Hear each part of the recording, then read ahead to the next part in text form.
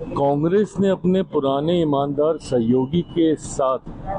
सत्ता की लालच में जिस तरीके से धोखा देने का काम किया, स्वाभाविक है डीएमके जैसी पार्टियां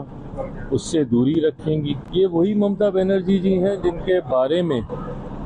जिस तरीके से राहुल गांधी जी के द्वारा बंगाल चुनाव के दौरान अपशब्दों का इस्तेमाल किया गया था। ये अलायंस कहीं ना कहीं एक समझौता है, एक दूसरे की बुराइयों को छुपाने के लिए, एक दूसरे की कमजोरी को छुपाने के लिए। जिस तरीके से तथाकथित इंडिया अलायंस में ही दरारें देखने को मिल रही हैं, जिस तरीके से डीएमके की नाराजगी, और स्वाभाविक है कांग्रेस ने अपने पुराने ईमानदार सहयोगी के साथ सत्ता की लालच में जिस तरीके से धोखा देने का काम किया, स्वाभाविक है डीएमके जैसी पार्टियां उससे दूरी रखेंगी। ताज्जुब तो मुझे ममता जी का है कि जिस उत्साह के साथ ममता जी इस बार इंडिया अलायंस की बैठक में हिस्सा लेने के लिए एक दिन पहले ही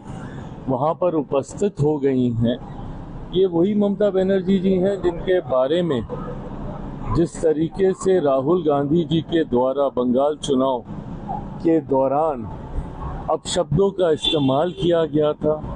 उनके भ्रष्टाचार, उनकी पार्टी के द्वारा हिंसा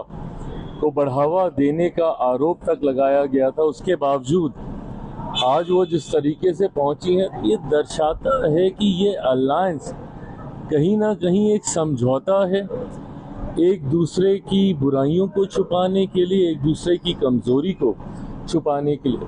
और इसीलिए कभी भी ये अलायंस सफल नहीं हो पाया। आज पुनः ये लोग एक बार बैठ रहे हैं रणनीतियों को तय करने के लिए, बट इतिहास गवाह रहा है कि जब जब अलायंस को एकजुट रहने की जरूरत थी तो अपने लालच में इन लोगों ने एक दूसरे को ही धोखा देने का काम किया है। तो ऐसे में ऐसी बैठकों के कोई मायने नहीं रहते। आपके मोबाइल पर तुरंत आएगी ब्रेकिंग न्यूज, स्क्रीन पर सबसे पहले दिखेगी बड़ी खबर, देश दुनिया की हर खबर एक जगह। अब आपके मोबाइल पर तुरंत फटाफट इंस्टॉल कीजिए न्यूज नेशन ऐप और रखिए खुद को अपडेट।